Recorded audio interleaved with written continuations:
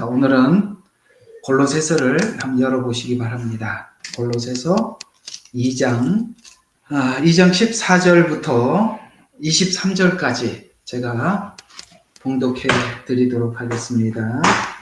골로새서 2장 14절부터 23절입니다. 우리를 거스르고 우리를 대적한 손으로 쓴 법령을 지우고 또 그것을 그의 십자가에 못 박아 없애셨으며 정사와 권세를 벗겨내어 그것들을 공개적으로 나타내시고 십자가로 그것을 이기셨느니라. 그러므로 음식이나 마시는 것으로나 거룩한 날이나 새 달이나 안식일에 관해서는 아무도 너희를 판단하지 못하게 하라. 이런 것들은 다가올 것들의 그림자이나 몸은 그리스도의 것이니라. 아무도 자의적인 겸손과 천사를 숭배함으로 너희 상을 속여 빼앗지 못하게 하라. 그는 보이지 않는 것을 억지로 주장하고 자기 육신의 생각으로 헛되이 과장하며 머리를 붙들고 있지 아니하나 온몸은 머리로부터 마디와 힘줄을 통하여 영양을 공급받고 얽혀져서 하나님께서 자라게 하심으로 자라느니라. 너희가 그리스도와 함께 세상의 유치한 원리에서 죽었을진데 어찌하여 마치 세상에서 살아있는 것 같이 법령에 복종하느냐. 손대지 말라, 맛보지 말라, 만지지 말라 하는 것이니 사용함에 따라서 부패할 모든 것이니라. 이것이 사람의 계명들과 교리에 따른 것이라. 이런 것들이 의지 숭배와 겸손과 금욕에 있는 지혜 있는 것처럼 보이나 육체를 만족시키는 데는 아무 소용이 없느니라. 아멘. 우리 지난 시간에 구약에서 나타난 이단성에 대해서 몇 군데 살펴보았고, 자, 오늘은 여러분들과 함께 신약에 나타나 있는 이단성 중에서 저번 주에는 여러분들과 함께 갈라디아 교회에 나타난 이단성을 함께 나누었고요. 오늘은 이 골로새서 교회, 골로새 교회에 나타나 있는 이단성에 대해서 우리가 함께 생각하고 살펴보도록 하고, 이제 다음 주에는 신구약 전체 이단성, 그러니까 쭉 지금까지 했던 그 모든 내용을 정리하는 차원에서 우리가 한번 이단성은 어떤 성격에서 시작을 하는가를 좀 살펴보고, 그 다음에 지금 현대 살아가고 있는 저와 여러분의 그 이단은 어디서부터 어떻게 출발을 했는지, 그 어떤 신학의 문제가 오늘 이 많은 이단들을 생산해냈는지, 그 중에 가장 큰 장본인이었던 이 자유주의 신학, 그런 것들이 예를 들어서 여러분들이 걱정하고 있는 WCC, NCCK 이런 부분들이 다 자유주의 신학이라는 그런 기조 아래서 신학을 정립하고 종교다원주의를 지향하고 있을 때 이것을 눈치채지 못하고 이게 그저 종교다원주의라는 명목으로 우리가 천주교에도 접근을 하고 불교에도 접근도 하고 그들도 구원의 대상이다, 뭐 이렇게 말은 그럴듯하게 하지만 그러나 성경은 이 이단 사상에 대해서 극도로 경계하고 있으며 그것을 반드시 타협하지 말라, 성경은 그렇게 우리에게 부탁을 하고 있다는 사실을 우리가 알고 보면 이런 이단들은 그야말로 우리가 신앙을 지키려고 그렇게 몸부림치고 애를 쓴다 하더라도 이 이단 사상이 침투하는 순간 그야말로 우리 모든 것에 신앙에 무너지게 되고 망가지게 된다는 것을 우리는 알 수 있죠. 이단은 우리가 적당한 선에서 타협할 수 있는 대상이 아니라 극도로 경계해야 할 뿐만 아니라 아주 하나님께서 아주 그들은 문 앞에도 들이지도 말고 인사도 하지 말라고 할 정도로 이단은 아주 무서운 것입니다. 그런 차원에서 우리가 허울 좋게 그저 타종교회도 우리가 복음을 전파하기 위해서는 그들과 연합해야 된다라는 굉장히 그 자애 정신이 투철한 그런 요구 같아 보이나 성경은 아주 반대로 이야기를 하고 있다는 것입니다. 그런 차원에서 우리가 이 마지막 때 이단에 대한 이해를 한다는 것은 참 중요하겠죠.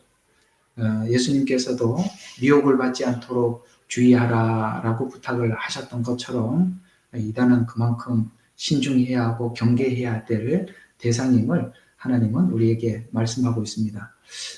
오늘 이 골로새 교회에 나타나 있는 이단성을 여러분들과 함께 하려고 하는 이 시점에 잠시 하나 떠오르는 생각이 하나 있어서 왜 이단을 그토록 우리 극도로 조심하고 경계해야 되는가를 성경에 나타나 있는 한 내용을 가지고 여러분들과 함께 잠깐 나누면 이런 말씀이 있습니다. 혹시 아가서에 보게 되면 이런 말씀이 있는 거 읽어보셨는지 모르겠는데요. 포도원에 꽃이 피었을 때 여우가 들어와서 그 꽃을 울타리가 이렇게 망가지게 되어서 그 울타리 사이로 여우가 들어오게 되고 여우가 포도원에 꽃을 떨어뜨리죠. 꽃이 떨어지면 여러분 그 포도는 꽃이 살아 있어야만이 꽃이 있어야만이 그 꽃 기반으로 열매를 맺는데 열매를 맺기 전에 꽃이 피어요. 그런데 꽃이 떨어져 버리면 열매를 맺을 수가 없어요. 이단은 바로 그런 것입니다. 우리가 그리스도와 연합하고 열매를 맺으려고 준비하고 있을 때 마치 포도원에 여우가 들어와서 그 꽃을 떨어뜨림으로써 아예 열매를 맺지도 못하게 만들어 버리듯이 이단은 이런 차원에서 여러분과 제가 너무나도 극도로 경계해야 되는 것입니다. 마치 포도원에 꽃을 떨어뜨리는 허는 여우와 같은 존재이기 때문에 그렇습니다. 아예 열매를 보지도 못하고 끝나게 되죠. 무슨 말일까요? 우리가 그리스도와 온전한 연합을 하고 그 복음을 정확히 이해를 하고 열매를 맺는 사람들은 그렇게 이단에 대한 경계, 그 이단에 대한 주의 이런 것들을 충분히 할 수 있을 능력이 있는 사람들이기 때문에 열매까지 가는 거지만 문제는 아직 이 복음에 대한 충분한 이해를 하지 못한 상태에 아직 그 복음이 말하는 열매를 맺기 전에 우리가 어떻게 될 수가 있느냐면 그 여우에게 우리를 노출할 수가 있게 되고 그 여우가 들어와서 우리 속에 있는 그 복음을 빼앗아 가서 열매를 맺기도 전에 아예 싹수를 잘라버리는 것이 바로 이단의 그 악랄한 그 수법이라고 본다면 오늘 아직 믿음이 또 복음에 대한 이해가 뚜렷하게 정립되지 못한 사람들은 우리가 복음에 대한 이해를 하는 것을 넘어서서 이단들이 어떻게 접근을 하고 또 우리의 복음을 어떻게 빼앗아가고 이런 부분들을 우리가 충분히 경계하고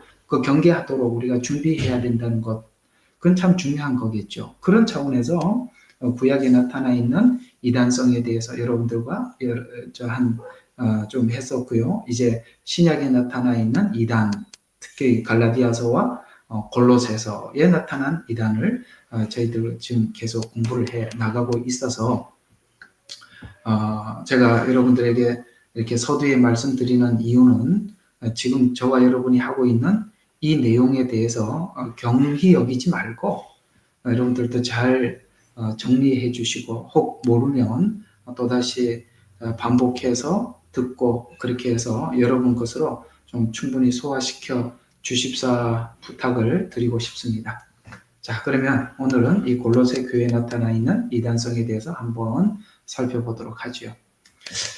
각 교회마다 이단이 침투합니다. 여기 아까 말씀드린 갈라디아 교회도 그랬고 골로새 교회도 그랬고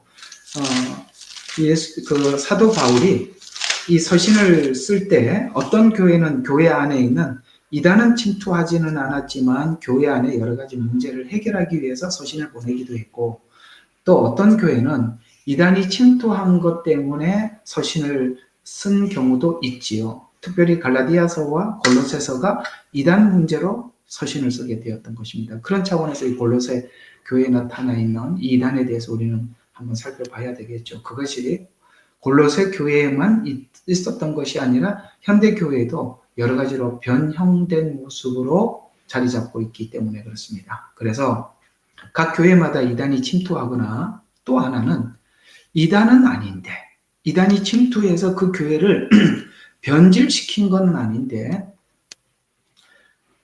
이 복음에 대한 이해를 정확히 하지 못해서 정확히 알지 못해서 그 십자가 복음을 정확히 알지 못해서 자체에서, 교회 자체에서 이단성을 만들어낼 수도 있다는 것을 알아야 된다는 것입니다.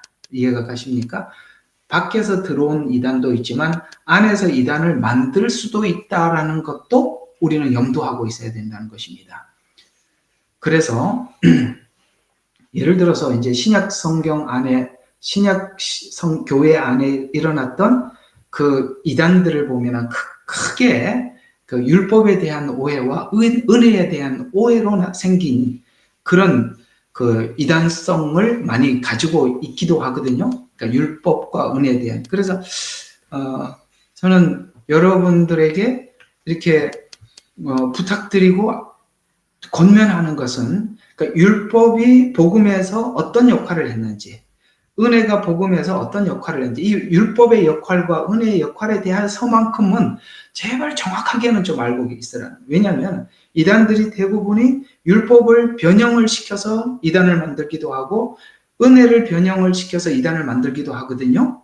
그러니까 이 두 가지에 대한 이해를 우리가 선명하게 하고 있다면, 저거는 율법을 변형해서 이단을 만들어내고 있구나, 은혜를 변형해서 이단을 만들어내고, 금방 우리가 파악하게 되고 캐치를 하게 되는데, 이런 이해가 없으면 그것이 뭘 만들어내려고 할 때 우리는 거기에 이렇게 노출되게 되고, 거기에 나도 모르게 동조하게 되고, 나도 모르게 이단 성향을 가지게 되고 이단으로 빠질 수 있다는 것입니다.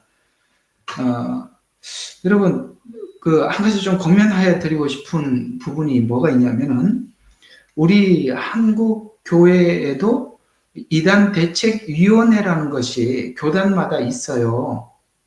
물론 그들이 참 분명한 이단을 찾아내서 이 집단은 확실한 이단입니다라고 근거를 제시하고 분명한 이단들이 있어요. 예를 들어서 신천지 같은 곳이나 아니면은 여호와 증인이라던가, 그 다음에 우리나라 누구죠? 요즘 이렇게 머리가 나빠지는지 모르겠네. 문선명이. 예. 이런 데는 통일교. 그렇죠. 그런 데는 아주 선명하지요. 그러니까 그런 데는 이단을 선별하는데 별로 어렵지를 않는데, 문제는 정말 이단임에도 불구하고 이단임을 연구하지도 않고 발표하지도 않고, 아니면은 어떤 곳은 좀 그거보다 훨씬 덜한데, 그러니까 진짜 이단보다 덜한데 완전히 이단이라고 막 이렇게 사람들한테 공포하기도 하고, 그런 것도 많이 있다는 거예요. 어떤 교단 안에서 그걸 이단으로 정죄를 했다고 해서 다 그런 게 아니라, 실제 그것을 정죄하고 있는 그 교단도 이단성이 많이 있는데 그건 인지하지 못하고 다른 사람들의 이단만 자꾸 찾고 파악해서 이단이다 이렇게 이야기하는 경우도 있다는 거예요. 이단성이라는 것은 참 많은 어떤 신학을 중심으로 해서 이단성은 만들어질 수 있어요. 그러나 이단 대책위원회가 제 역할을 잘해서 정확하게 이단을 파악하고 얘기를 해주면 좋은데, 실제 그 안에 들어가 보면은 보이지 않는 어떤 그 관계성 때문에 이단으로 정죄하기도 하고, 혹은 정말 이단인데도 이단이라고 말 못하는 이런 경우도 있을 수가 있어서, 제가 권하는 것은 어디에서 이단이다라고, 이게 제가 말을 하다 보니까 좀 이상하게 말이 흘러가는 것 같은데,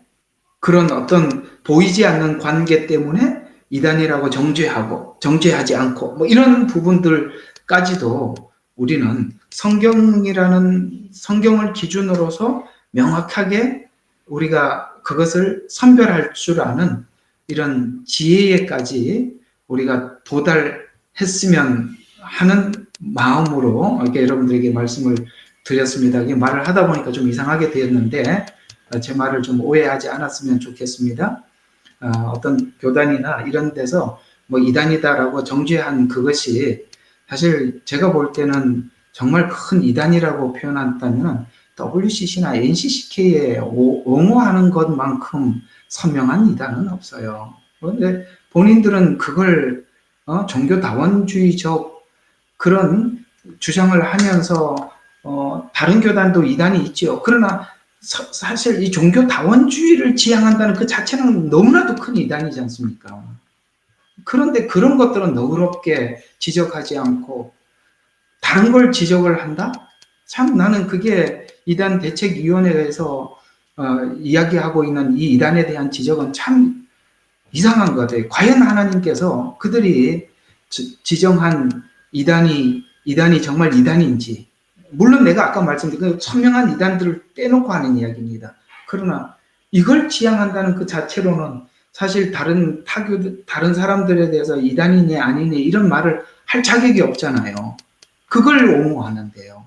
그게 성경에서 가장 중요하게 지켜져야 될 신앙인데요. 예수님만이 우리의 구원자지 어떻게 종교다원주의를 우리가 기독교가 포용할 수가 있습니까? 결코 할 수 없는 것인데도 그 사람들이 도리어 타인에 대해서 이단이다 아니다라고 정죄를 한다? 그래서 상당히 아이러니한 그런 정죄가 아닐 수 없습니다. 오해하지 않고 좀 들었으면 좋겠어요. 저는 그건 너무나도 심각한 이단성이라고 보기 때문에 제가 말씀을 드리는 것입니다. 자, 계속 한번 보도록 하겠습니다. 그래서 율법주의는 변형이 되어서 율법주의가 변형이 되면 금욕주의로 변신해서 나타날 수 있어요.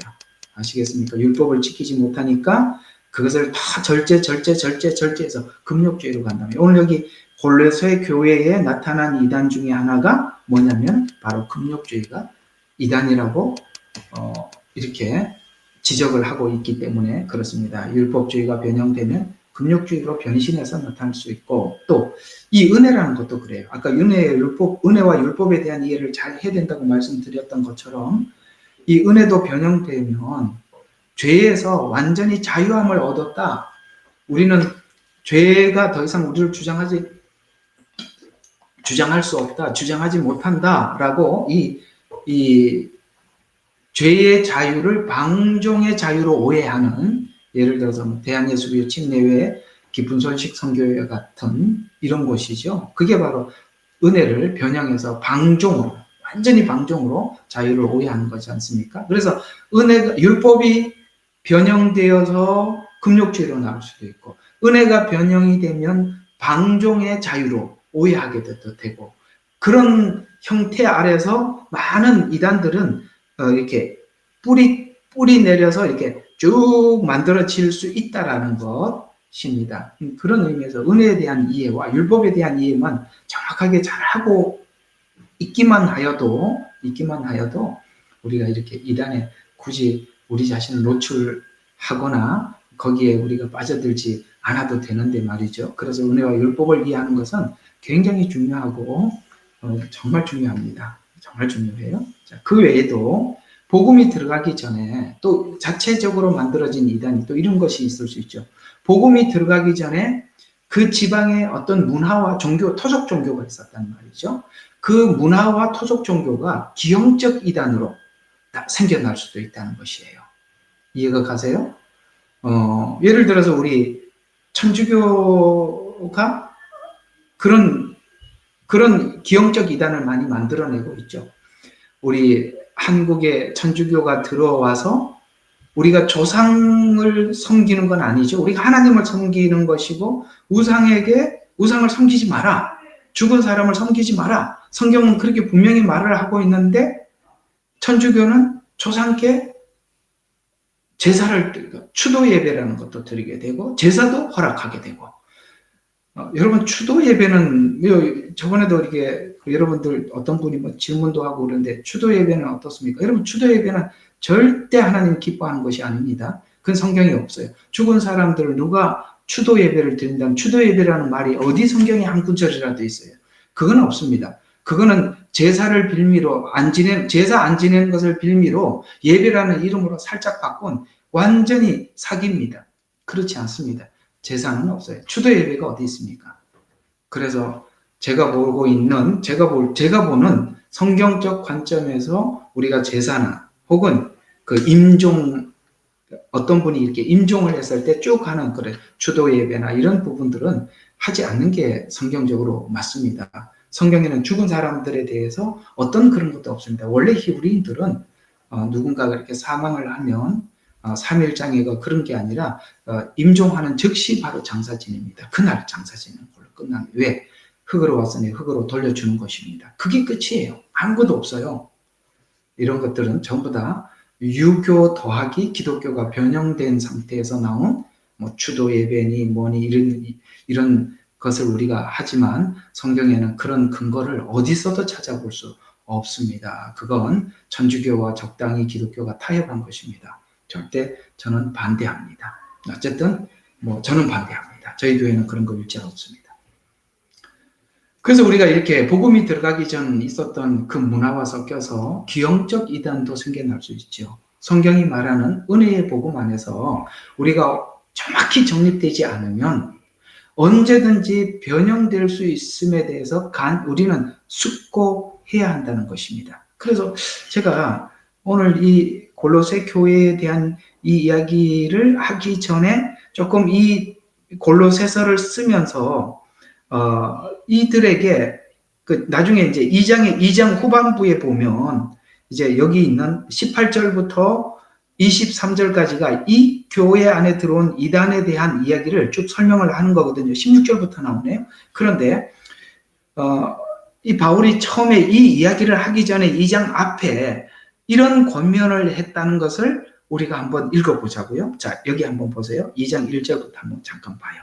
이걸 우리가 보셔야 돼요. 내가 너희와 라오디게아 교회에 있는 사람들과 또한 나의 육신의 얼굴을 보지 못하는 많은 사람들을 위하여 얼마나 큰 갈등을 가지고 있는지 너희가 알기를 원하노라.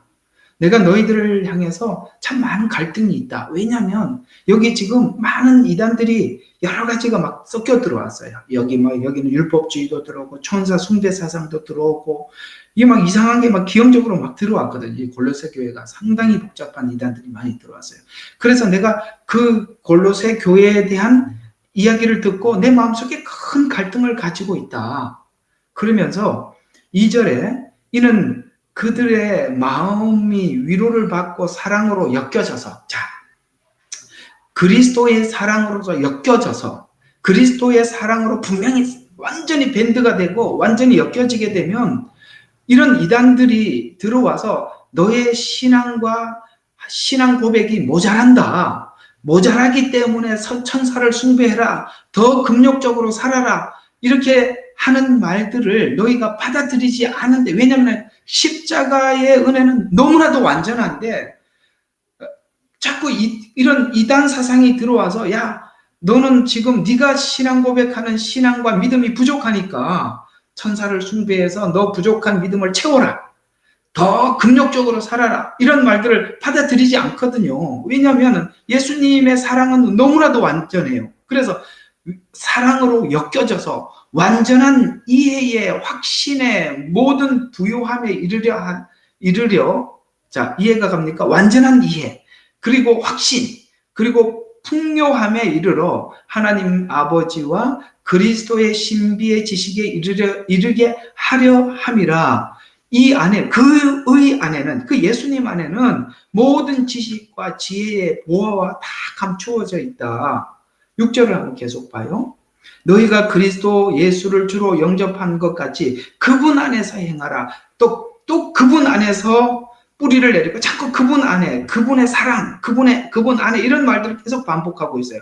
그분 안에 뿌리를 내리고 세움을 받아 가르침을 받은 대로 믿음 안에서 확고히 되어 그 안에서 감사함이 넘친다는 이 말의 뜻은 뭐냐면 너무나도 충분해서 모자람이 없어서 감사합니다라는 이 감사의 표현은 부족한 게 아니라 너무나도 완전해서 더 이상 필요한 게 없다는 거예요.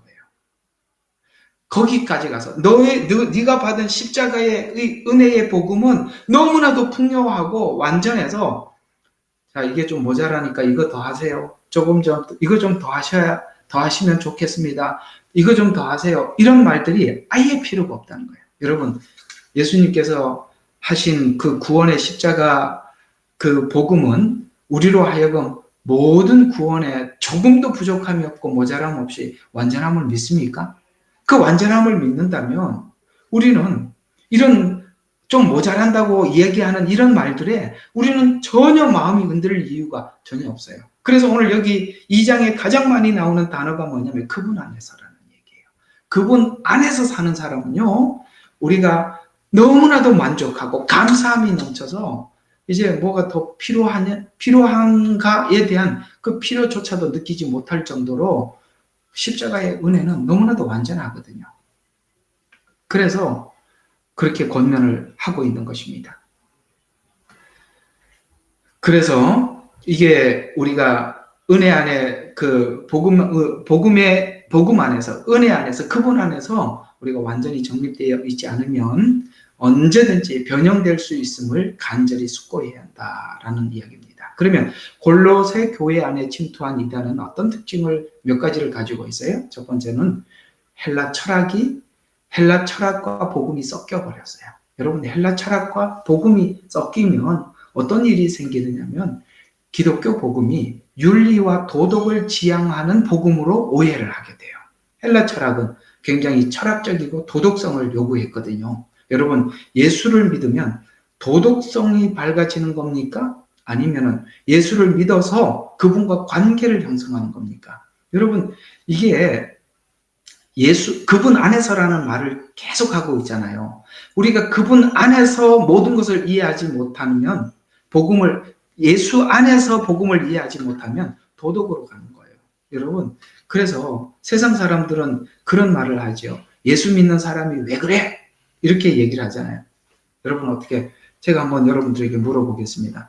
제가 여러분들에게 이렇게 묻겠습니다. 저 불신자라고 생각하고 예수 믿는 사람이 왜 그래? 내가 여러분들에게 이렇게 말했습니다. 그러면 여러분들은 뭐라고 대답하시겠어요? 그러면 안 되지요. 그러면 안 됩니다. 이렇게 대답하시겠습니까? 아니면은 예수 믿는 사람도 그럴 수 있습니다. 이렇게 대답하겠습니까? 저는 둘 다 맞다고 생각합니다. 예수 믿는 사람이 그러면 안 된다고 생각합니다. 그러나 그럴 수도 있다고 생각합니다. 왜요? 우리는 완전하지 않거든요. 그 완전을 향해서 지금 가는 중이기 때문에 그럴 수도 있어요. 도덕성을 하나님께서 바로 가지라는 게 아니에요.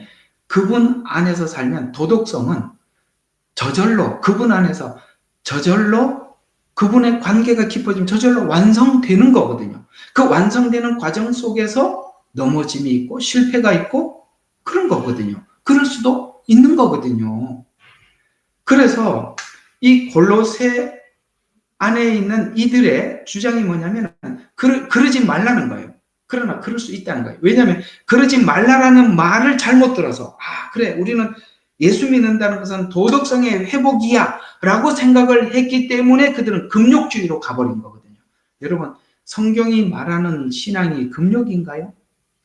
절제라는 말은 나옵니다. 그러나 이 절제는 갈라디아서에서 보면은 성령의 열매가 절제가 마지막 열매예요. 9가지 열매 중에서 마지막에 열리는 열매인데 시작점이 어디냐면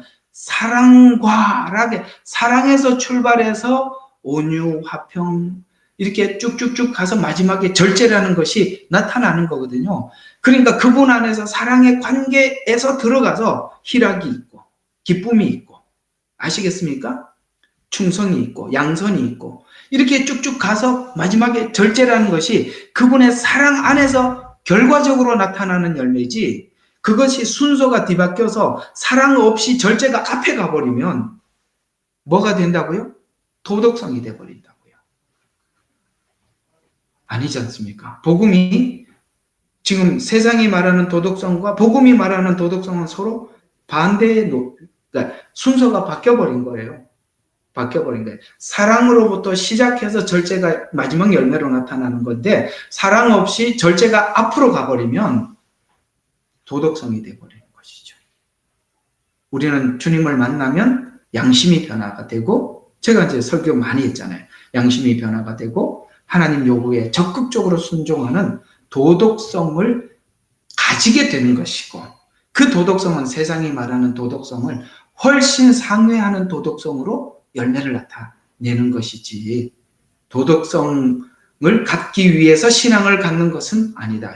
도덕성은 마지막에 맺혀지는 자연스러운 열매가 되어야 한다. 그분의 관계 속에서. 아시겠죠? 뭐가 어떻게 순서가 달라졌는지, 왜 바뀌어졌는지 이해가 가시죠? 또 이 골로새 교회는 헬라 문화를 받아들인 곳이에요.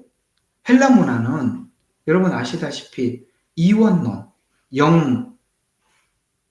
영혼과 육 이렇게 이분설로 나누는 거예요. 영혼, 보이지 않는 세계, 육, 보이는 것 이렇게 이분설로 나누는데 이걸 보고 이것 때문에 영지주의, 그야말로 요한계시록에 보면 니골라당을 미워하노라 라고 말하는 이 니골라당은 바로 영지주의를 의미하는 것인데요.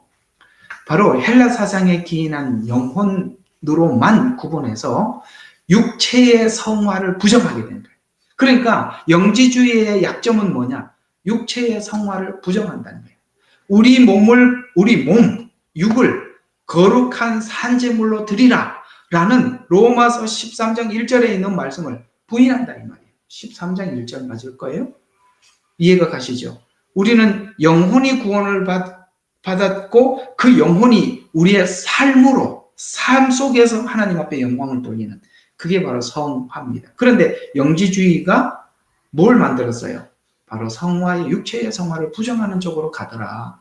이것은 바로 골로새 교회가 가지고 있었던 헬라 사상, 그 안에 영지주의가 그렇게 되다. 아까 말씀드린 것처럼 그가 복음이 들어오기 전에 있었던 철학이나 종교들이 기독교와 연합해서 끊을 걸 끊고 분명하게 이 복음으로 출발하지 않으면 이런 것들이 잔재로 남아있어서 복음과 섞여서 기형적인 이단이 된다 이 말입니다. 바로 골로새 교회는 그런 이상한 형태의 기형적으로 이렇게 나타나게 되더라. 또 하나는 이 골로새 교회에 이제 쭉 자세히 좀 하겠습니다만 이 천사론, 그러니까 천사 숭배 사상 여기 이제 쭉 나오는데요.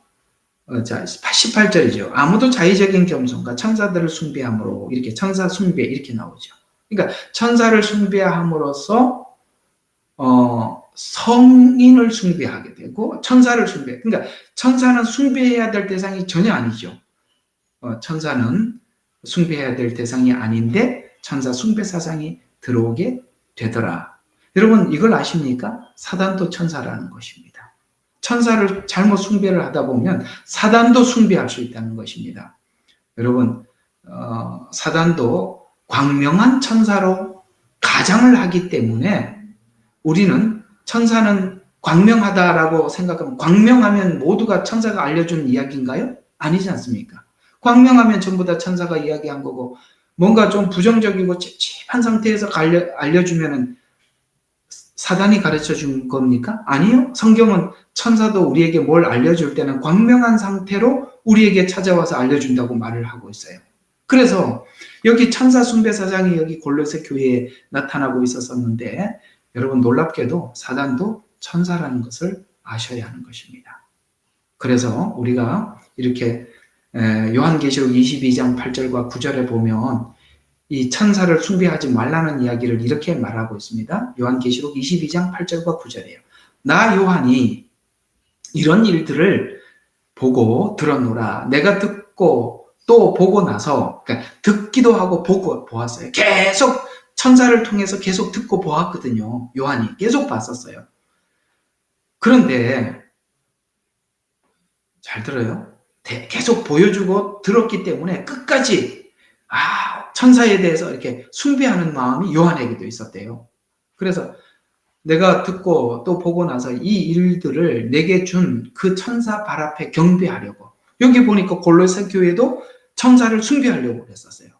천사를 숭배함으로 이렇게 나와 있고 요한도 천사가 계속 뭔가를 가르쳐 주니까 천사를 경배하려고 엎드렸더니 진짜 하나님이 보내준 천사가 이렇게 얘기한 거예요. 사단은 경배하려고 엎드렸더니 경배해라 이렇게 했겠죠. 그러나 정말 하나님이 보내준 천사가 요한에게 가르쳐 줬더니 진짜 그 천사는 요한에게 이렇게 말했어요. 그가 내게 말하기를 보라 그리하지 말라. 천사가 그랬어요. 나를 그렇게 하지 마라. 나도 선지자들이 내 형제들과 이 책의 말씀들을 지키는 자들과 같은 너의 동료, 뭐라고요? 종이니. 천사도 자기가 하나님의 말을 사람에게 전해주는 종에 불과했었다. 하나님께 경배하라. 여러분, 예수님께서 40일 동안 줄이고 굶주리고 난 이후에 사단이, 마귀가 예수님 앞에 나와서 나에게 경배해라. 나에게 경배하라고 그랬어요. 그런데 진짜 천사는 누구를 경배하라고 그랬습니까? 하나님께 경배하라. 이렇게 얘기했단 말이에요. 이해가 가십니까? 그래서 가끔씩 보면 이상한 사람들이 있어요. 천사를 숭배해도 된다라는 그런 주장을 하는 사람들이 있는데 오늘 분명히 말을 하고 있습니다. 하나님께 경배해라. 사단은 나를 경배해라. 이렇게 이야기를 했었습니다. 왜요? 오늘 여기 요한계시록 22장에 이 천사는 왜 하나님을 경배하라고 했을까요?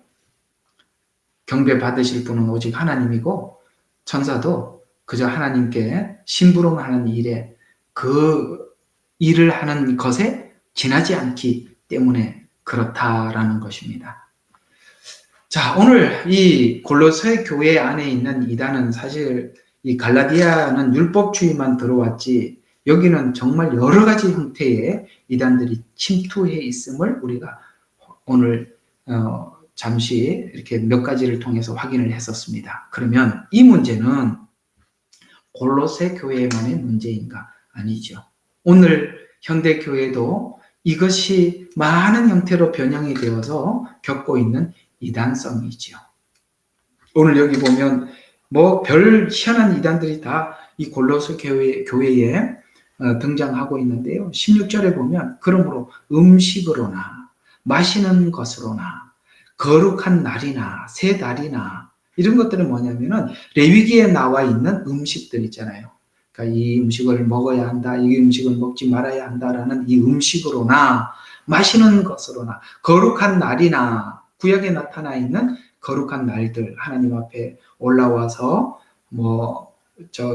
초막절을 지키고 유월절을 지키고 이런 거룩한 날 안식일을 지키고 이런 것들입니다. 이런 것들을 이야기하는 것입니다. 날이나 그다음에 새 달이나 이거 새 달이라고 표현하는 것은 구약 성경대로 표현하면 월삭 예배라는 이야기. 월삭을 드리는 겁니다. 한 달에 한 번 첫날을 하나님께 드리는 거. 그다음에 안식일들에 관해서는 아무도 너희를 판단하지 못하게 하라. 이런 것들은 자 보세요. 구약에 있는 음식은 먹으라 먹지 말라. 거룩한 날을 지키라. 세 달 안식일 이런 것들은 전부 다 뭐냐면 17절에 이런 것들은 다가올 것들의 그림자. 다가올 것은 뭐죠? 예수님이 어떤 분인지 예수님께서 우리 죄를 어떻게 해결하시는지를 가르쳐주기 위한 뭐라고요? 그림자이나 모형에 지나지 않았는데 그 모형을 그러니까 원형을 설명하기 위해서 모형으로 예화를 들었던 것이다 이 말이에요. 예화를 들었던 것이 주인공이 돼서는 안 된다는 거예요. 왜냐하면 주인공이 왔으면 예화를 들었던 것이 주인공을 발견하는 데 도움을 주는 것으로 끝나는 거지. 그것이 여전히 섬기는 대상이 되어서는 안 된다는 거예요. 이해가 가시죠? 그림자하고 모형에 불과한 것인데 원형이 왔는데 왜 그림자를 계속 섬기느냐라는 말로 예를 들어서 이게 이렇게 하는 것이 대부분이 안식일 교회가 하는 겁니다. 안식일 교회는 여기에 분명히 이단입니다. 이렇게 요 본문을 보면 정확하게 그들이 주장하고 있는 것이 이단성임을 우리가 알게 되지요. 이런 것처럼 우리가 이런 다양한 이단들이 골로새 교회에 많이 나타나는데 그러면 이 문제에 대해서 이 바울은 우리에게 어떻게 성경은 권면하고 있는가? 자, 첫 번째로 철학과 헛된 속임수로 사람들을 미혹하는 자들이다라고 우리에게 이 이단이 어떤 자들인지를 말해주고 있습니다. 자, 8절입니다. 아무도 너희를 철학과 헛된 속임수로 노략질하지 못할. 자, 철학과 속임수로 뭘 하려고 하는데 뭘 노력하려고 하죠? 뭘 노력하죠? 우리 속에 있는 그 처음 들었던 그 복음을 빼앗아서 변질시켜 다르게 우리에게 변형시키기 위해서 철학이나 속임수를 가지고 우리에게 들어온다라고 이렇게 말씀하고 있습니다. 그래서 초반에 여러분에게 말씀드린 것처럼 포도원에 꽃이 피기 전에 여우가 들어와서 그 꽃을 떨어뜨린다고 이 아가서에서 말씀하고 있는데, 여러분 이 왜 여우라고 표현했냐면, 여우는 다른 짐승들과 어떤 부분이 좀 특이하냐면, 여우는 어떤 사냥감을 사냥하고 난 이후에 그 속에 있는 내장만 떼먹고 가요. 내장. 여러분 우리 속에 있는 내장, 가장 중요한 중심이 뭡니까? 십자가 복음 아닙니까? 그 십자가 복음을 변형을 시켜서 그걸 빼앗아가려고 하는 것처럼, 여러분 목적이 뭐예요? 노략질. 뭘 노력하려고 그래요? 그 십자가 복음을 노력하려고 한다. 뭘로? 철학과 속임수. 왜 이 철학이라는 단어를 썼는지, 이 철학이라는 단어를 쓴 이유에 대해서 좀 설명을 할 필요가 있어요. 왜 철학이냐? 철학. 이게 참 중요한 이야기입니다. 철학이라는 말은 다양하게 이해할 수 있지만, 성경 오늘 이 골로새서에서는 이 철학이라는 단어를 사용한 것은 특별한 의미가 있어요. 자, 철학은 이성의 바탕을 두고 있기 때문에 그렇습니다. 여러분, 저번에 언제 한번 갈라디아서를 여러분들에게 설교하면서 목요일 날이었을 거예요. 하나님 말씀은 오직 계시로 받았다라고 말씀을, 계시가 믿음이 되는 것, 그것이 우리의 믿음이다. 계시가 믿음이 되어야지, 이성이 믿음이 된 것은 그 믿음이 아니거든요. 이런 것처럼 우리는 하나님 앞에 그 말씀을 통해서 오늘 확고한 확신을 갖기 위해서는 하나님께서 계시해 주신 이 말씀을 성령 안에서 조명해 주시고, 내 속에 조명해 주시고, 조명된 말씀이 내게 확고한 믿음이 되게 해달라고 하나님 앞에 구해서 그것이 믿음이 되어줘야 하는데, 내가 철학, 그러니까 이성을 바탕으로 해서, 예를 들어서 하나님은 그러니까 이성 속에 하나님을 가두면 우리 생각 속에 하나님을 가두게 되는데, 하나님은 우리 생각 속에 절대 들어올 수 있는 분이 아니죠. 왜요? 하나님의 지혜는 우주보다 큰데 우리는 너무나도 단순한 지혜를, 이성을 가지고 있는데, 이 단순한 지성으로 어떻게 하나님의 큰 우주와 같은 지혜를 담아낼 수가 있겠습니까? 바로 생각해봐라. 우리가 이해하고 있는 이성으로 자꾸 설명을 해요. 그래서 철학이라는 단어는 이성이라는 단어로 바꿔서 생각을 하시면 돼요. 그래서 철학적 이성을 가진 사람들은 믿음을 말할 때도 철학적 기준을 바탕으로 믿음을 말하게 되죠. 성경을 앞뒤로 잘 끼워 맞추어서 인간의 이성에 거스르지 않으면 진리가 되는 것입니까? 인간이 생각하고 있는 그 테두리 안에서 하나님, 그러니까 작용과 반작, 1 더하기 1은 2다. 이런 식으로 성경을 이해하는 것만이 그게 믿음입니까? 우리 이성 속에 하나님이 들어오셔야 되는 건가요? 절대 그렇지 않죠. 하나님께서 말씀으로 천지를 창조하셨느니라. 여러분, 이걸 어떻게 이성 속에 가둘 수가 있겠습니까? 바로 우리가 하나님의 말씀을 우리가 믿음으로 받으려고 하지 않고 이성 속에 가두려고 할 때 그 속임수에 넘어가게 된다라고 말씀을 하고 있는 것입니다. 그래서 이단에 공부만 한 똑똑한 사람, 공부를 많이 한 박사들이 그래서 거기 많이 가 있는 거예요. 왜? 모든 성경을 이성적으로 이해하려고 그러니까. 그런 것처럼 믿음이라는 것이 인간의 이성을 바탕으로 하는 것이 아니라 계시를 바탕으로 우리에게 말씀을 하고 있다라는 것입니다. 철학 아시겠습니까? 그래서 우리가 이성적으로 성경을 이해하려고 할 때 미혹에 노출될 수밖에 없다라고 성경은 우리에게 권해주고 있어요. 성경에서 말하는 믿음은 계시에 근거하고 있다.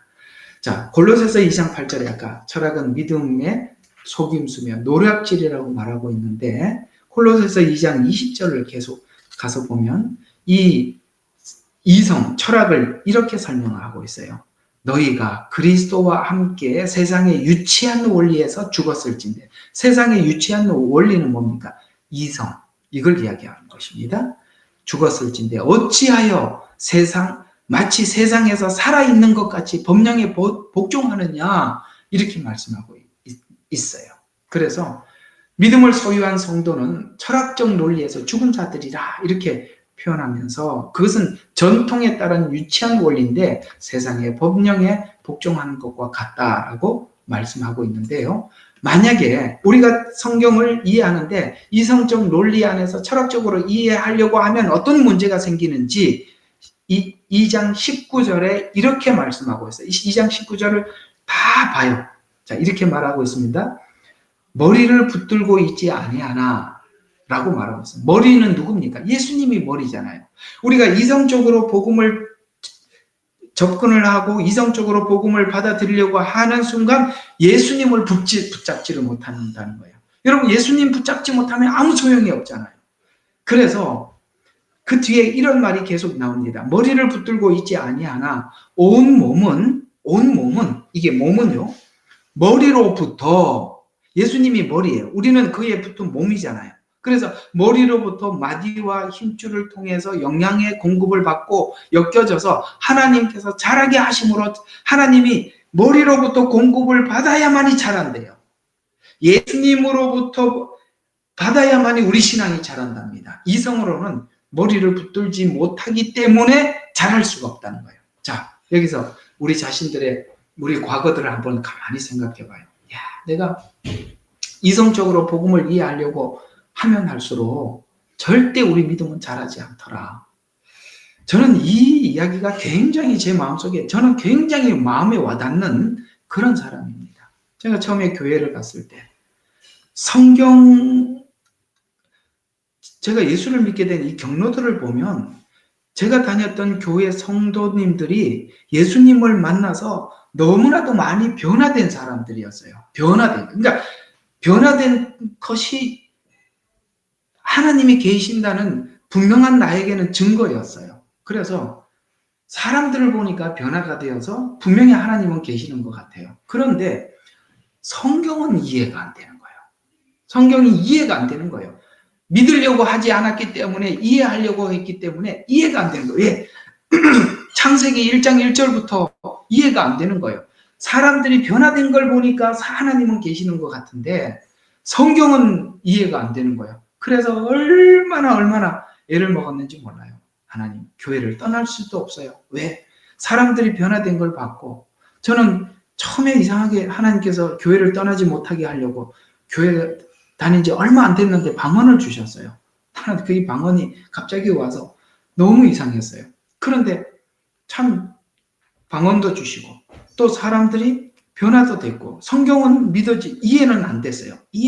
그래서 너무너무 이해가 안 돼서 한 7, 8년을 교회는 다니면서도 이게 마음속에 도대체 이게 믿어지질 않았어요. 그런데 어느 날 하나님께서 답을 주셨어요. 그게 뭐냐면은 너희가 믿지 아니함은 히브리서의 어떤 한 성경 구절이 저로 하여금 제 성경의 판도를 확 바꿔놓았던 성경 구절이 하나 있어요. 너희가 믿지 아니함은 이런 말이 나오더라고요. 제가 지금 안 믿고 있잖아요. 너희가 믿지 아니함은 하나님의 말씀을 믿음으로 받지 아니함이 하나님의 말씀을 믿음으로 받지 않기 때문에 믿지 않는데요. 그때 내가 정말 가장 충격을 크게 받았던 순간이었는데 내가 하나님의 말씀을 이해하려고 했지 믿으려고는 하지 않았구나. 이 차이를 아시겠습니까? 저는 이해하려고 지금까지 애를 썼어요. 근데 아무것도 이해할 수가 없었어요. 그런데 어느 날 하나님의 말씀을 이해하려고 하지 않고 믿으려고 딱 접근하는 순간 창세기 1장 1절부터 확 들어오는 거예요. 그 다음부터 어떤 내용도 다 받아들여지는 거예요. 그때 제가 딱 알았습니다. 하나님의 말씀은 이해하는 것이 아니라 믿는 거구나. 그때부터 성경이 열리기 시작했었어요. 아시겠죠? 우리가 이성으로 하나님의 말씀을 담으려고 그러면은 우리는 머리를 붙들지 않게 됩니다. 예수님을 붙들지 못해요. 예수님은 믿음으로 잡아야만이 붙잡히는 분이세요. 그런데 예수님을 붙잡으면 예수님께서 모두 온몸에 공급해 주셔서 영향을 주고 엮여져서 우리가 자라게 만들어 주신대요. 그러므로 여러분 하나님의 말씀을 우리가 믿으려고 나가십시오.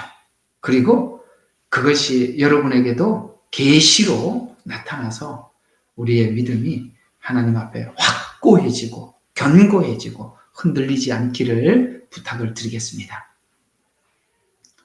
그래서 골로새서 2장 2절과 3절에 보면 자, 그분을 붙들면 이런 일이 생긴대요. 2장 2절과 3절에 보면 이는 그들의 마음이 위로를 받고 사랑으로 엮여져서 완전한 이해와 확신, 풍요함에 이르러 하나님과 아버지와 그리스도의 신비의 지식에 이르게 하려 함이라. 그의 안에는, 그 예수님 안에는 모든 지혜와 지식의 보화가 감추어져서 성경을 볼 때마다 보화를 캐고 그 안에 지식이 있고 지혜를 얻고 세상에 전에는 몰랐던 말씀이 여기 오늘은 보니까 보여지고 더 깊어지고 더 넓어지고 더 높아져서 우리는 계속 하나님께서 주시는 그 영향을 공급을 받아서 우리의 신앙이 깊어진다라고 말씀하고 있다는 거 여러분 이해하시죠? 자, 두 번째, 이 골로새 교회에 있던 이단은 할례를 강조하는 자들이 이 골로새 교회에 들어와 있었어요.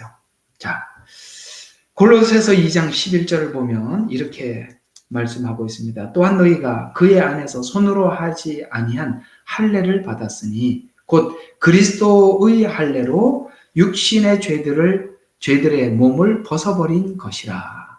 자, 할례로 몸을, 이게 무슨 말이냐면 육신의 몸을 벗은 그리스도의 할례, 곧 손으로 하지 않는 할례를 받았다고 진술하고 있는데 그들이 영적 할례, 곧 침례를 받고 그 다음에 믿음으로 그리스도와 함께 살리심을 받았다고 주장을 하고 있습니다.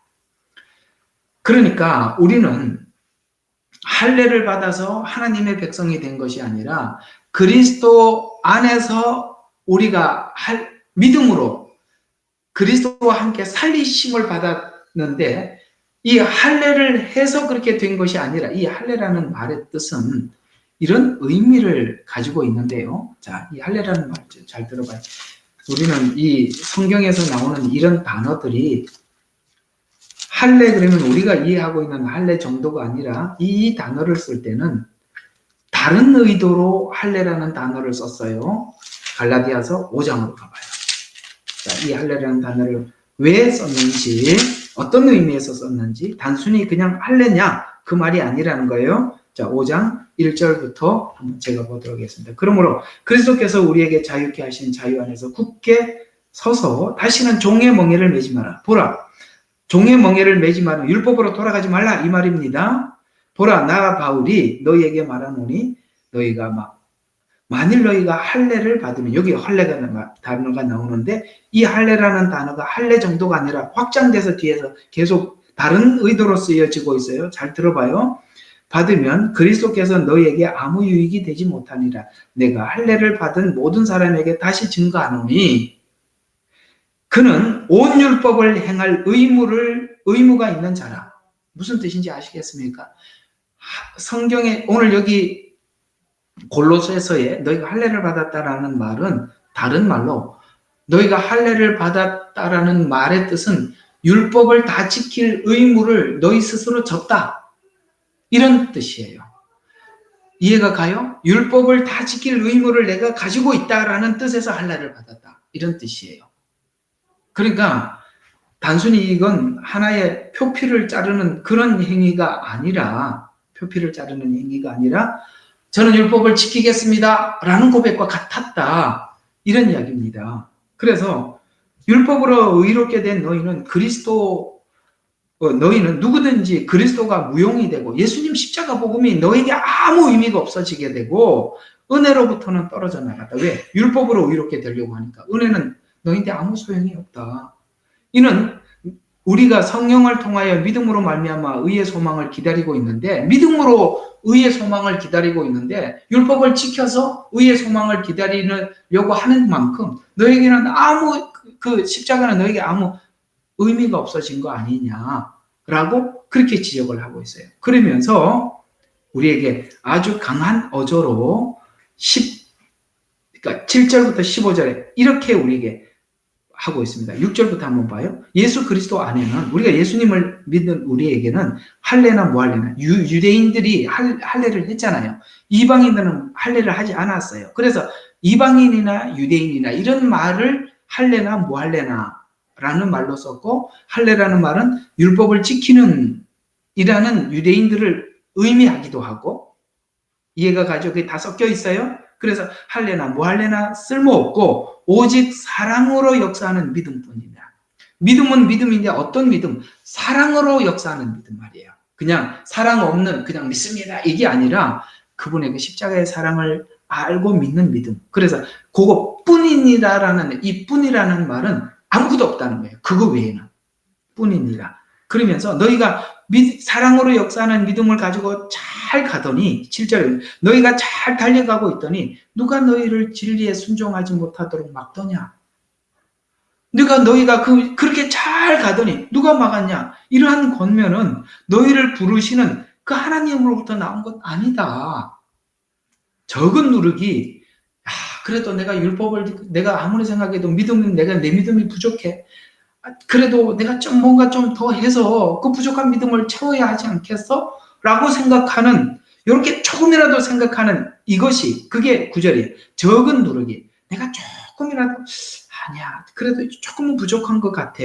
라는 이런 것이 온 반죽을 부풀게 하느니라. 그것이 너의 믿음을, 네가 가지고 있던 그 은혜의 믿음을 전부 다 잠식해버린다. 적은 누르기 온 반죽을 부풀게 하는 것이 아니라 나는 너희가 조금도 다른 마음을 지니지 아니하리라는 것을 주를 통하여 너에게 확신하노라. 따라서 너희를 혼란시키는 그를 누구든지 심판을 받으리라. 혼란시키는 그는 심판을 받으리. 그러나 형제들아, 만일 내가 지금껏 할례를 전하였더라면, 예를 들어서 유대인들이 할례를 지키고 율법을 지켜야 구원을 받는다라고 유대인들은 그렇게 얘기했잖아요. 그런데 바울은 아니다. 예수님 십자가 복음만으로 완전하다라고 이렇게 복음을 전했는데, 내가 만약 할례를, 율법을 지켜도 일부는 지켜야 합니다라고 이렇게 율법에 대해서 이야기를 했다면 어찌하여 아직도 박해를 받겠느냐? 나 그렇게 전했더라면 박해 안 받았을 거야. 근데 내가 그렇게 전하지 않았기 때문에 율법주의자들이 바울을 박해했던 거야 라고 하면서 아직도 박해를 받겠느냐? 그랬더라면 십자가의 거침이 그쳤으리라. 아시겠습니까? 이제는 이게 십자가 복음이 끝나버렸다는 거예요. 여러분, 조금이라도 율법적으로 십자가 복음을 전하면 십자가 복음은 끝나버렸다. 그래서 나는 너희를 혼란케 하는 자들이 심지어 배워버리기를, 스스로 배워버리기를, 개역개정은 스스로 배워버리기를 원하노라 라고 말한 것처럼, 여러분, 이거는 스스로 확실하게 잘라버려야 되는 것이죠. 율법주의는 내가 믿는 믿음이 조금이라도 부족하다라는 생각을 하는 순간 과감 없이 바로 쑥 들어오는 것이잖아요. 그래서 스스로 배워보기를 원하노라. 형제들아, 너희가 자유에게로 부름을 받았으니 그 자유를 육신을 위한 계기로 삼지 말고 방종으로 삼지 말고, 이게 함부로 살아도 된다 이렇게 하지 말고 사랑으로 서로 섬기라. 온 율법이 한마디 말, 즉 이 말로 이루어졌으니, 율법은 복잡하게 이거 하라 하지 말라라는 말을 했지만 딱 한마디, 네가 하나님의 사랑인 내 마음속에 있어서 하나님께서 이웃을 내 몸과 같이 사랑해라 라는 말이 내 마음속에 딱 들어오면 율법은 하라 하지 말라는 이런 것도 구분할 필요가 없다는 거예요.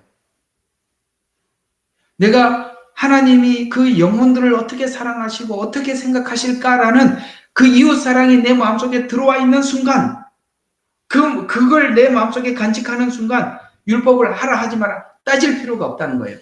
사랑 하나로 완벽하게 정리가 된다. 내 이웃을 내 몸과 같이 사랑하라는 말은 것이라.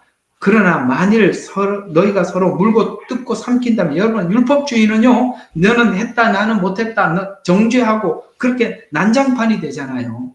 그러니까 만일 너희가 서로 물고 뜯고 삼킨다면 서로 멸망하지 않도록 주의해라. 그래서 율법주의는 이렇게 물고 뜯고 멸망으로 갈 수밖에 없지만 사랑으로 섬기는 것은 그것만큼 완전한 게 없다라고 이야기를 하는 것입니다.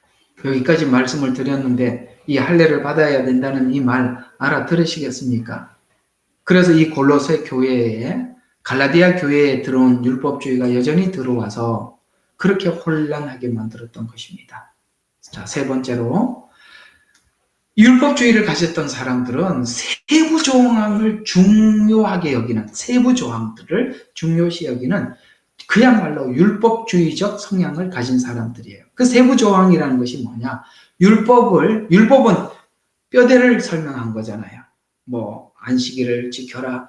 그다음에 이웃을 내 몸과, 그러니까 이웃에게 거짓 증거하지 마라. 막연하지요. 그러나 이웃에게 거짓 증거하지 말라는 그 막연한 큰 내용들을 구체적으로 세분화시킨 것을 보고 성경에서는 예수님이 너희 전통을, 전통이라고 이렇게 표현했어요. 전통은 큰 율법을 세부화시킨 거예요. 이해가 가시죠? 세부. 예를 들어서 뭐 탈무드 같은 거, 이런 것들도 하나의 전통이라고 볼 수 있는 것입니다. 그 세부 조항에 대해서 매우 구체적으로 이렇게 해야 된다, 저렇게 해야 된다, 그렇게 하더라는 것이죠. 예를 들어서 지금도 우리가 이스라엘에 가보면 안식일 날 엘리베이터가 사람이 조작하지, 그에 스위치를 누르는 것은 사람이 일을 하는 것이니까. 그런 세부 조항들만 너무나도 치우치게 돼서 사람들이 세부 조항을 잘 지키면 나는 하나님 앞에 지킬 믿음을 잘 지키고 있다라고 착각을 하게 되지 않습니까? 그런 것처럼 이 세부 조항에 굉장히 모든 것을 올인하게 돼요.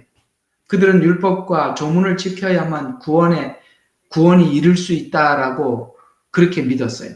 그러나 이 성경은 범죄한 인간에게 죄의 대가를 지불할 것을 집요하게 요구하는 채무증서, 곧 율법을 하나님이 그 조항에서 모두 지워버렸다. 이런 것들을 세부 조항을 다 지웠다. 이렇게 말씀하고 있어요. 그것이 바로 2장 14절에 골로새서 2장 14절에 이렇게 말씀하고 있어요. 자, 우리를 거스리고 우리를 대적하는 손으로 쓴 법령. 손으로 쓴 법령이 뭡니까? 십계명을 비롯한 구약에 있는 여러 가지 율법들을 이야기하는 것입니다. 계명을, 그래서 손으로 쓴 그 법령을 지워버리고 또 그것을 십자가에 못 박아 뭐 했다고 해요? 없앴다라고 말하는 이 말은 뭘 의미하느냐면 이걸 가지고, 이 단어 하나 가지고 세대주의자들은 율법의 시대는 지나갔다. 왜? 하나님이 다 지웠대요. 라고 하면서 율법 폐기론을 주장하는데 아니에요. 율법 폐기론을 주장하는 것이 아니라 다른 의미라는 거예요. 율법을 완성을 했다. 율법은 손으로 써서 법이잖아요. 이렇게 해라, 하지 마라. 우리에게 그렇게 강요했어요. 그러나 그 강요가 우리에게는 더 이상 아무 의미가 없는 것은 우리는 우리 마음속에 하나님의 시선으로 이웃을 사랑할 마음을 우리는 너무나도 충분히 가지고 있어요. 하라, 하지 말라는 이 말 자체가 우리에게는 별로 중요하지 않아요. 이해가 가시나요? 그래서 그런 차원에서 십자가로 이기셨다, 지우셨다. 15절, 그러니까 정세와 권세를 벗겨 그들로 공개적으로 나타내시고 십자가로 그것을 이겼다. 이건 정사와 권세를 벗겨, 참 이건 설명하기 너무 긴 이야기인데 여러분 이 15절 많이 좀 연구해 보세요. 이거 오늘 이 15절 딱 들어가서 설명하다 보면 이야기 못할 것 같아요. 정사와 권세, 이게 어떤 정사와 권세냐? 사단이 하나님 앞에 정당하게 요구하는 거 뭐죠? 아담과 하와가 선악과를 따먹었잖아요. 선악과를 따먹었기 때문에 하나님의 말씀인 죽음이 찾아왔죠. 그 정사와 권세는 인간을 속여서 인간이 죽음과 심판을 당할 수밖에 없는 처지의 권리를 사단이 하나님 앞에 요구했다 이 말이에요. 왜? 인간이 먹어버렸잖아요. 속은 건 인간이고 결국은 인간은 사망과 심판의 그늘 아래 매어 있는, 그래서 하나님 앞에 사단이 당당하게 요구하죠. 하나님, 먹지 말라, 먹는 날에는 죽으리라고 했는데 저들이 먹었지 않습니까? 그렇기 때문에 죽을 수밖에 없지 않습니까? 그건 하나님의 말씀이지 않습니까? 그래서 하나님도 우리 인간을 살릴 수가 없어요. 왜? 하나님이 하신 말씀이니까. 그 권세를 사단이 가지고 있었다는 거예요. 그것이 율법이래요. 그것이 율법 그러면 여러분들이 모세가 쓴 율법만 율법이 아니라 에덴 동산에서 먹지 말라 먹는 날에는 죽으리라도 율법이다 이 말이에요. 이해가 가세요? 그것도 율법이란 말이에요. 그래서 사단은 자기 권리를 가졌대요. 인간은 심판을 받아야 하고 그 다음에 죽어야 한다는 그 권리를 가져야 되는데 예수님께서 십자가에서 우리의 죄를 다 대속함으로써 이제는 사단이 그 권리를 하나님 앞에 행사할 수 없게 됐다. 요구할 수 없게 됐다 이 말이에요. 그런 의미에서 오늘 설명을 너무 열심히 하다가 지금 어디 이야기하다가 일로 갔는지 너무 중요한 이야기다. 14절 안 했나요? 예, 여기 10절이네요. 아이고, 여기네. 너무 열심히 했. 자, 너희도 모든 정사와 권세의 머리이신 그 안에서 예수님이 그걸 해결해서 그 안에서 온전해졌다. 또한 너희가 그의 안에서 손으로 하지 아니한 할례를 받았으니 구약의 율법 지켜서 우리가 이렇게 된 게 아니라 곧 그리스도의 할례로 예수님께서 우리의 죄를 십자가에서 다 대신해서 육신의 죄들의 몸을 벗어버린 것이다. 아시겠습니까? 우리 다 벗어버렸다. 너희로 침례로 그와 함께 장사되었고 그래서 우리가 그분 안에서 예수님께서 우리 죄를 대신해서 다 거기서 장사되었고 그 다음에 하나님께서 그를 죽은 자들로부터 살리셨다. 그러니까 죽을 수밖에 없었는데 하나님이 예수님을 살려줌으로써 우리가 예수 안에 들어가기만 하면 살아났잖아요. 그게 부활이잖아요. 그래서 살리신 그분의 믿음 안에도 그로 말미암아 살아났느니라. 너희 죄들과 너희 육체의 모할례 가운데 죽었던 너희를 하나님께서 그와 함께 살리셔서 너희의 모든 허물과 죄를 용서했는데 이제는 더 이상 그 날을 지키고 그 다음에 안식일을 지키고 16절에 있는 음식을 가려 먹고 절제하고 그런 거 아니다 이런 얘기입니다. 이제는 그런 것이 우리의 구원을 좌우지하고 그런 것이 아니라 예수님 안에서 완성되었다 이런 이야기입니다. 그래서 이 말은 바로 율법이 폐기되었거나 경시되었다는 말이 아니라 사랑 안에서 율법이 완성되었다라는 뜻에서 우리에게 이 말씀을 하고 있는 것입니다. 이게 제가 더 이상 설명하지 않아도 이 정도는 이제 여러분들이 이해하리라 믿고 넘어가 보겠습니다. 그래서 이미 옮겨졌는데 우리가 이제 이렇게 옮겨졌는데 율법으로 다시 돌아간다면 십자가의 속죄를 우리가 무시하거나 혹은 우리 공로로 구원을 얻으려는 시도가 된다. 이들은 하나님과 아무런 관련이 없는 사람이 되게 된다라고 우리에게 권면하고 있는 것입니다. 골로새 이단의 율법적 경향은 유대적 율례들을 지키는 것인데 금식, 그 다음에 절기, 초승달 축제, 안식일 이런 것을 강조하는데 오늘날 현대 교회 안에 있는 이단들 중에서 크게 안식교나 유대교가 그렇죠. 유대교도 기독교 입장에서는 이단이거든요. 그런 것들을 지켜야 할 의무가 지켜야 의롭다함을 받고 구원을 받을 수 있다고 그들은 믿었어요. 그래서 그 완전성, 십자가의 완전성을 믿지 못하는 자들은 그걸 받아들이게 되더라. 율법 조항들을 아무도 비판하지 못하게 하라고 당부하고 그런 수준에서 형식적 율법 수준에 집착하지 말고 복음적 차원에서 율법을 이해하고 행동해라 라고 권면하고 있습니다. 구약의 율례들은 장래일에 대한 그림자일 뿐 실체는 아니라고 말하면서 그 실체와 원형은 바로 예수님이시다. 이렇게 우리에게 말씀하고 있는 것입니다. 자, 구약이 모형이라는 거 잘 알고 계시죠? 히브리서 9장 성경 구절만 말씀을 드리겠습니다. 히브리서 9장 23, 24절 적을 분들 적어두세요. 10장 1절 이거 두 개를 참조해 주시면 되겠습니다. 이건 내가 히브리서 하면서 많이 강조를 해서 더 보지는 않겠습니다.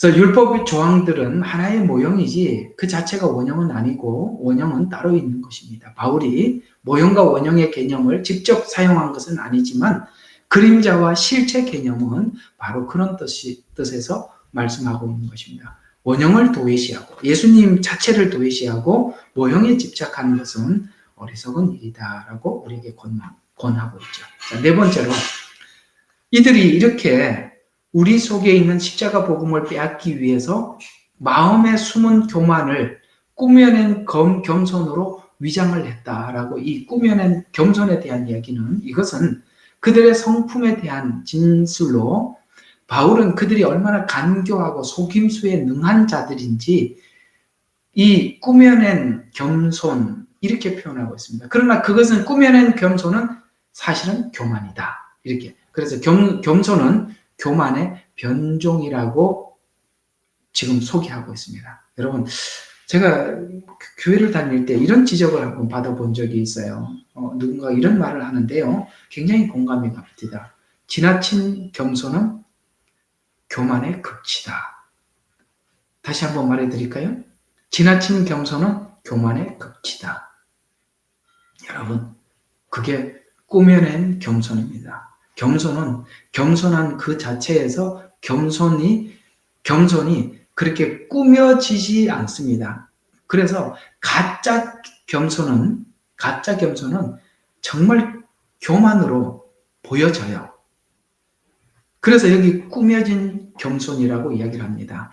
여러분, 이 이단들은 가만히 보면 남들보다 더 많이 금식하는 것 같고 남들보다 더 겸손한 것 같은데 그거 다 가짜라고 그렇게 소개하고 있습니다. 그래서 사람들이 그런 열매를 보면 아나니라는 말은 그 열매가 겸손으로 나타나되 그 겸손도 한 번 더 관찰해야 될 필요가 있는 것은 그 겸손도 꾸며낼 수 있기 때문에 그렇습니다. 그건 내게 어떤 가장한 겸손으로 나를 찾아온다면 나에게 뭔가를 빼앗으려고 하는 목적이 있을 것입니다. 잘 살펴보셔야 되는 거예요. 참 그래서 이 영분별이라는 것이 그래서 중요한 것 같아요. 자, 꾸며낸 거짓 겸손은 이단의 강한 특징 중에 하나입니다. 그들은 겸손한 체하고 사람들에게 접근해서 환심을 사고 환심을 사요? 그 겸손 때문에 또 환심에 넘어가죠? 그들은 마음을 점령한 후에는 결국은 우리를 통치하고 지배하려고 하죠. 그래서 결국은 이단에게 잡혀가면 그 손 안에서 완전히 그 통치 안에서 놀아나는 거예요. 벗어나지를 못하는 거예요. 이상하죠? 그 손에 들어가면 사람들이 벗어나지를 못해요. 그래서 통치 아래 놓이게 만들더라. 저는 여러분들에게 하나 이런 좋은 권면을 하나 드리고 싶어요. 여러분 어느 교회를 만나서 어떻게 신앙생활을 하고 누구하고 교제를 하더라도 이거 하나는 선명한 것 같아요. 그 사람들이 여러분들을 꼭 붙잡고 자기 손아귀 안에서 못 벗어나도록 꼭 쥐는 작업을 하고 있으면 그건 가짜입니다. 그건 가짜예요. 그 손아귀 안에서 벗어나지 못하게 꼭 잡혀버리 의도적으로 잡거든요. 여러분 가만히 보세요. 이단에 속해 있는 사람들이 거기서 나오지를 못해요. 거기서 헤어나오지 못해요. 제가 알고 있는 한 분도 그 신천지에 갔는데 언제 한번 그 신천지에 대해서 어떤 아는 분이 가서 그 이만희에 대해서 이단성에 대해서 몇 가지 이야기했더니 이만희라고 말을 했다고. 성질 옛날에 그렇게 같이 신앙생활했던 그런 관계였는데 신천지 전도하려고 온 거예요. 그래서 전도 받는 그 사람이 신천지가 이단이라는 것을 설명하기 위해서 이만희라는 이런 단어를 썼다고. 화를 이렇게. 여러분 그럼 이만희를 이만희라고 그러지 뭐라 그럽니까? 그러니까 존칭을 안 썼다는 거죠. 그 사람이 얼마나 그 사람에게 잡혔는지 아시겠습니까? 이렇게 사람들을 의도적으로 휘어잡는 것은 가짜예요. 그래서 이단의 특징 중에 하나는 바로 꾸며낸 겸손으로 그들의 그래서 통치하려고 한다라고 그렇게 말씀하고 있는 것입니다. 노략질하고. 자, 다섯 번째로 이제 마지막이에요. 이 골로새 안에 있는 이단성 중에 하나는 천사 숭배 사상에 관해서 골로새서 2장 18절 아까 읽었던 그 천사 숭배에 대한 이야기. 그건 이렇게 소개를 하고 있어요. 자, 2장 18절을 한번 보세요. 자, 천사를 숭배함으로 자기의 상을 속여 빼앗지 못하게 하는 그는 보이지 않는 것을 억지로 주장하고 자기의 생각을 헛되이 과장하여 라고 그렇게 말씀하고 있습니다. 그 본 것에 집착해서 육신에 따라서 헛되이 과장하고 그래서 결국은 머리를 붙들지 않게 만들다라고 이야기하는데 1세기 유대교가 천사를 지극히 높이고 숭배했던 사실을 우리가 생각해 볼 때 그들은 당대에 유행하는 것들을 끌어들여서 사람들의 어리석은 마음을 현혹시켰던 것으로 보여요. 그들은 자기들이 본 것, 즉 신비한 상태에서 본 환상들에 집착을 해서 그걸 하다 보니까 그들은 하나님의 말씀, 곧 기록된 계시의 말씀보다 자기들이 신비한 체험 속에서 본 것이나 들은 것을 더 중시 여기고 있었기 때문에 천사를 숭배하게 되었다는 거예요. 여러분, 본 것, 들은 것. 여러분, 이 부분에 대한 정리가 필요해요. 보여줄 수 있어요. 하나님이 보여주기도 합니다. 그걸 제가 부인하는 건 아니에요. 그러나 그 보여준 목적이 크게 하나님께서는 두 가지가 있다고 보여져요. 하나는 그 사람 개인을 위해서 보여주는 게 가장 많습니다. 그 사람의 신앙의 유익을 위해서 보여주는 게 가장 많아요. 또 십자가 복음에 유익되게 위해서 보여줄 수 있는 거예요.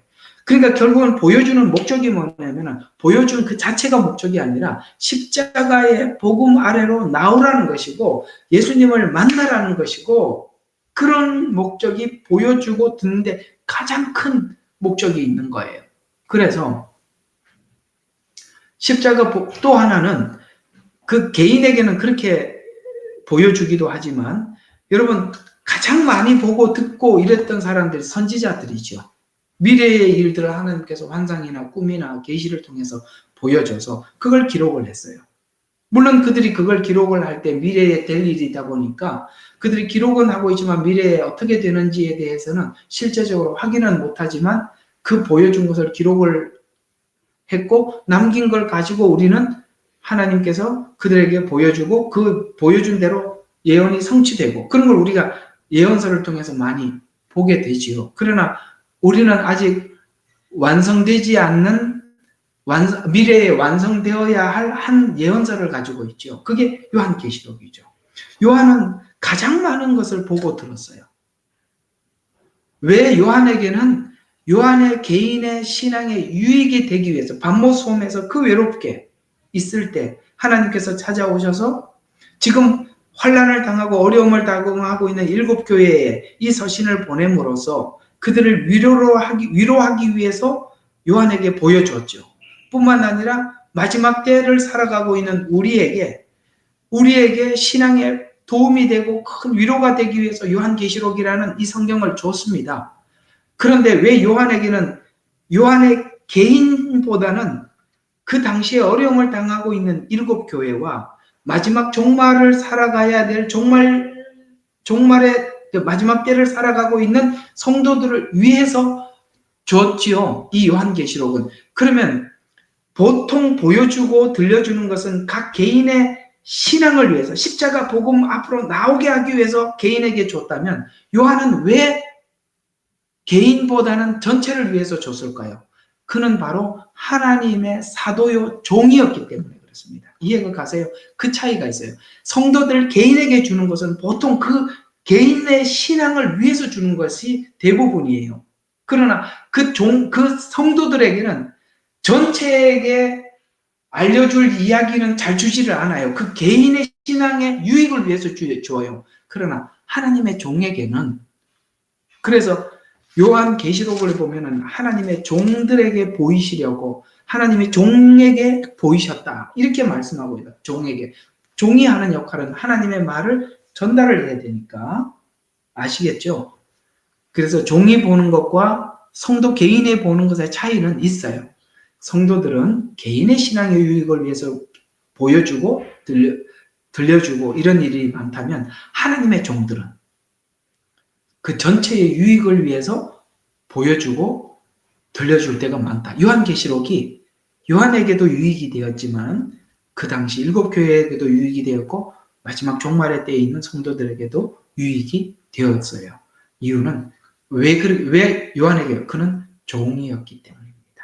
이해가 가시죠? 자, 종이 보는 것과 개인이 보는 것의 차이를 설명을 했습니다. 제가 자꾸 이야기를 또 한 번 한 거 정리한 것은 오해가 되지 않고 분명히 전달되기 위해서 이렇게 여러 번 정리를 해 둔 겁니다. 잘 정리가 됐을 줄로 믿습니다. 그래서 이 둘을 조화롭게 도움을 받으면 됩니다. 그러나 계속 본 것을 의지하려 한다면 문제는 악령도 그 보는 것에 대한 철저한 믿음을 가지고 있는 자들에게 조작하여서 속일 수 있다는 것입니다. 그래서 우리는 본 것을 의지하지 말고 본 것이 하나님 내게 뭔가를 보여주셨더라도 그것을 내게 신앙의 유익으로 십자가 복음의 유익 아시겠어요? 십자가의 복음의 유익으로 삼는 것으로 끝을 내고 또 한 가지 보여주는 것이 성경에 나와 있는 근거를 찾기 전까지는 일단은 그것을 내 것으로 완전히 삼지 말고 일단은 올려놓고 기다리세요. 거기에 너무나도 몰두하지 말라는 거예요. 거기에다 올인하지 말아요. 성경은 안 보고 하나님 보여주세요, 들려주세요. 그렇게 하지 말라는 말이에요. 그러면 악한 영도 보여주고 들려줄 수 있어요. 얼마든지.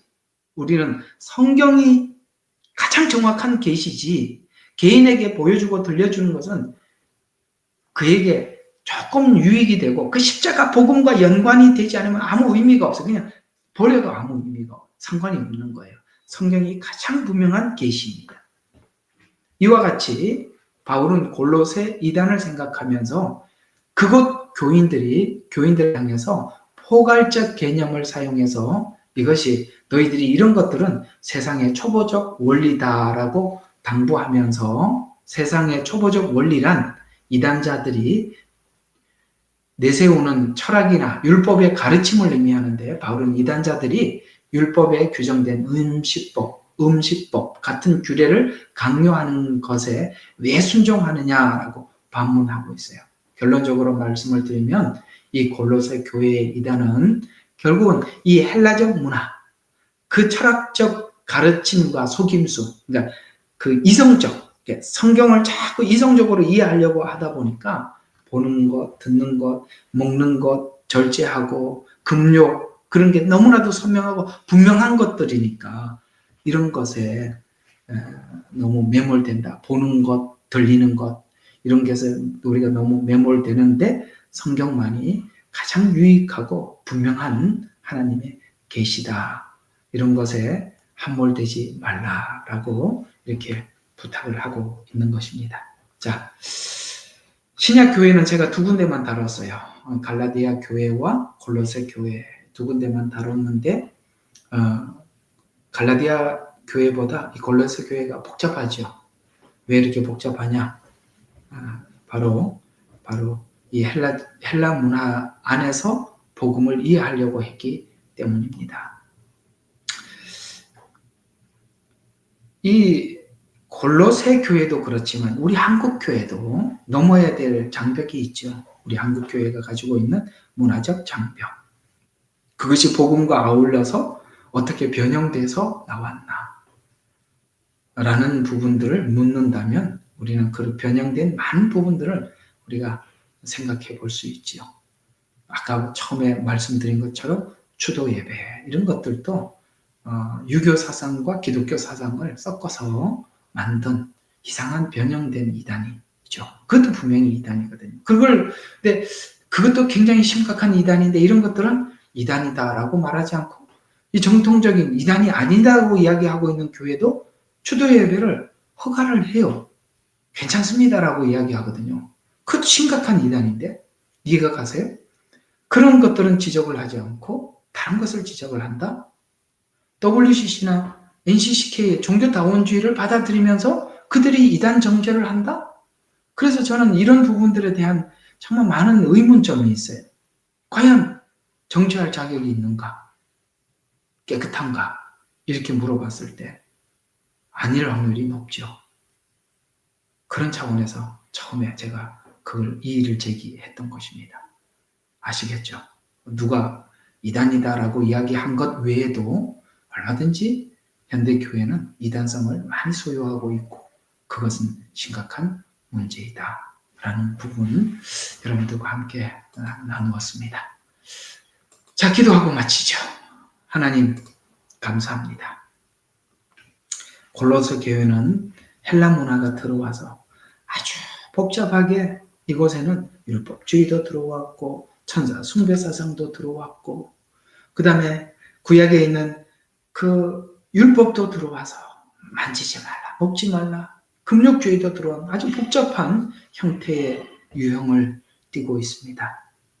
그것은 바로 복음이 들어오기 전에 있었던 배경 때문에 일어난 문제인 것입니다.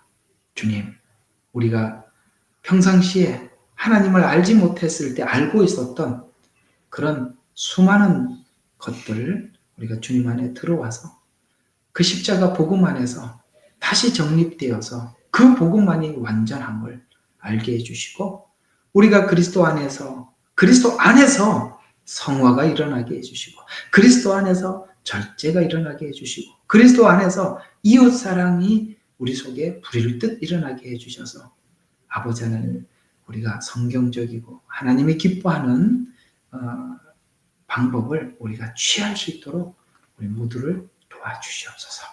오늘도 이 말씀을 통해서 저들에게 큰 은혜가 되게 해 주시옵소서. 예수님 이름으로 기도드렸습니다.